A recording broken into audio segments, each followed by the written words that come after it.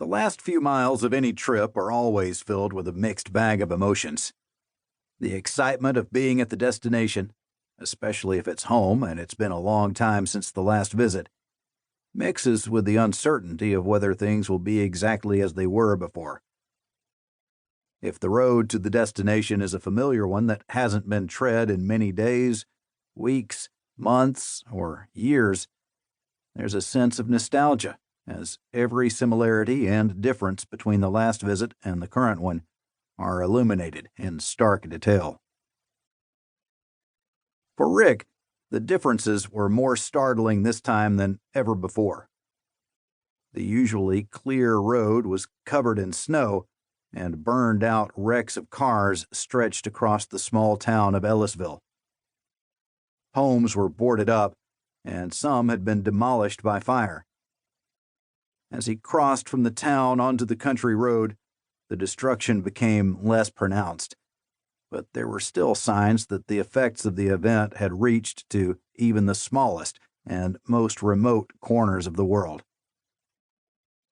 Rick turned off of the main road, feeling his stomach jump in anticipation of finally being back. When he got to the gate on his driveway, he stopped, got out of his car, and smiled. They're still here. Snow was thick on the ground, but someone had shoveled the driveway between the house and the gate. He opened the gate and swung it around, then got back in his car and drove through, taking his time so that the tires wouldn't spin out and kick rocks and dirt into the air as he headed down the drive. The house was beautiful. It had a sort of glow to it that made him feel completely at peace. He could see smoke coming from the chimney and grinned again. Rick stopped his car in front of the house and turned off the engine before stepping out.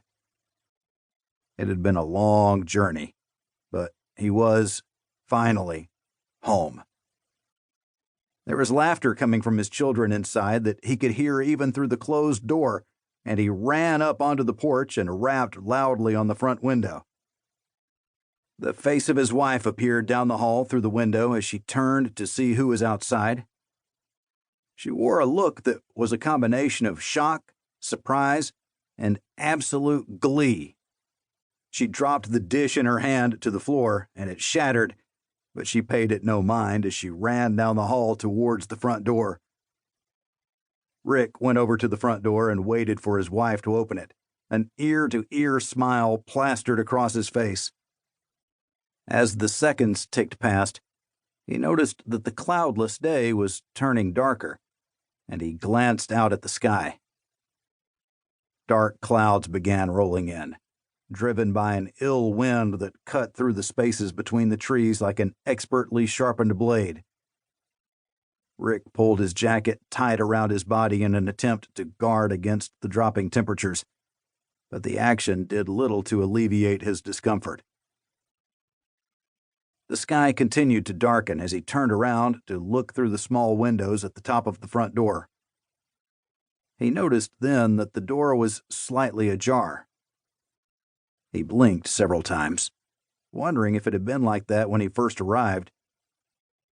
He pushed on the door slightly, peeking into the shadowy entry, and shouted out, "Hello? Diane? Kids?" Silence was his only answer. He pushed on the door more, opening it fully to step inside, each step he took emboldening him to move faster and with more determination. When he had seen Diane through the window from the porch, the interior had been fully lit, with sprigs of holly and red berries shaped into wreaths and hanging from the walls.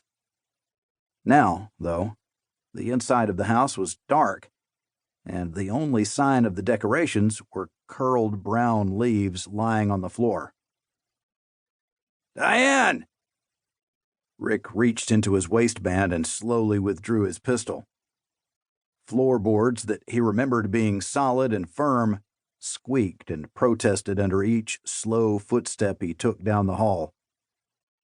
The walls were covered in dirt and dark red and black stains, some of which looked too much like blood for his comfort. To keep listening to this audiobook, I've left you a link in the description so you can do it, at no cost thanks to Audible's 30-day free trial.